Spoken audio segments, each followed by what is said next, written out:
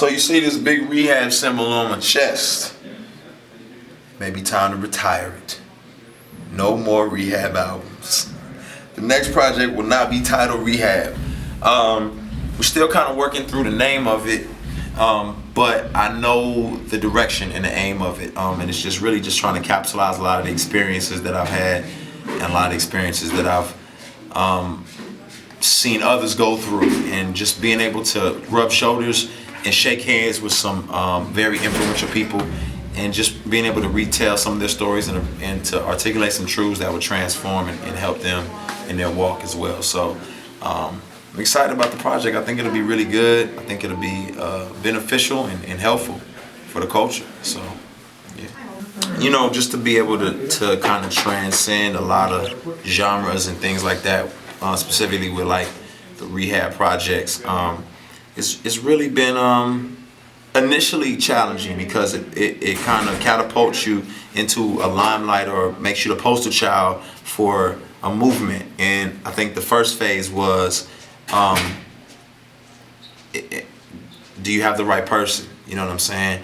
And then after just constantly questioning and wanting affirmation, it just got to a point where, man, you got to be a leader and you just got to step up and be that and do that. And so that's kind of where I'm at right now, is just embracing the reality that, you know, when people see me, I'm a poster child for a lot of different things, and I'm fine with that now. I'm really just trying to open the door and give leeway and give a lot of room for people to see other folks. I'm a big fan of what Humble Beast has going on, so I always want people to know about Humble Beast, what they got going on. And then, you know, RMG is a label that Reach Records is kind of taking under their wing, and we're just kind of trying to serve them and help them develop what they have going on. And man, just to continue, we support, like, you know, my man Thizzle to no end, you know, Flame, Jason, those are great brothers.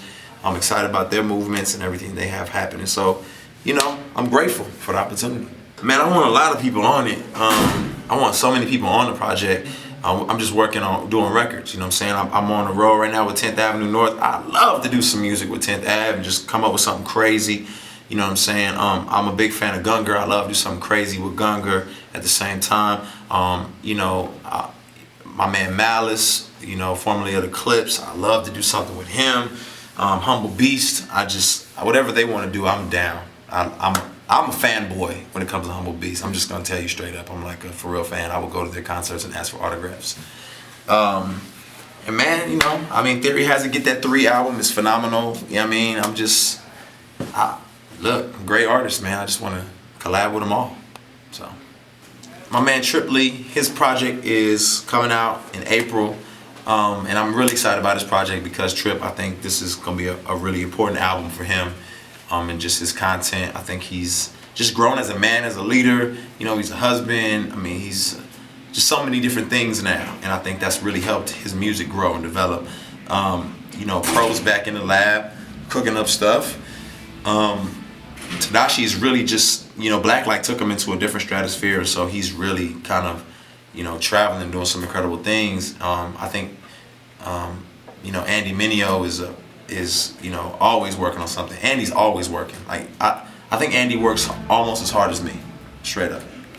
And then my man KB, and KB's album comes out in June, so go cop that joint. Zone out.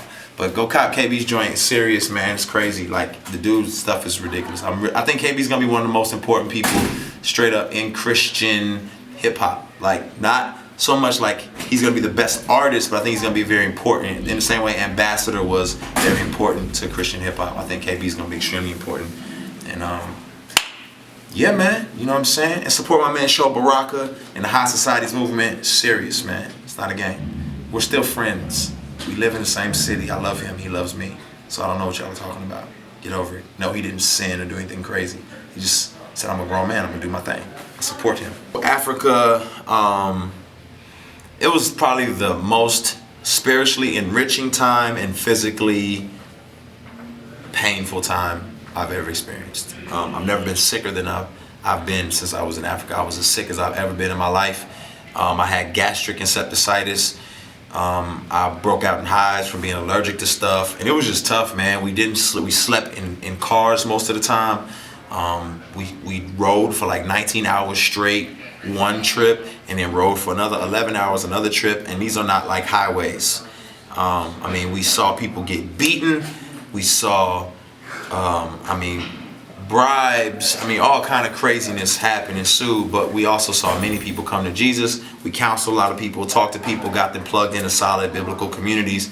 And so it was enriching, it was worth it. It just gave me a little taste of what Paul, went through. And all you like super spiritual Christians who are like, oh, I just want to suffer like Jesus. Let me tell you something, be careful what you ask for. Because I used to be a Christian masochist like that too. And then I got out to Africa and it was hard in the mud. When you sick as a dog, hives all over your body, and you got to go preach the gospel, it's not a game. It's tough. So be careful what you ask for.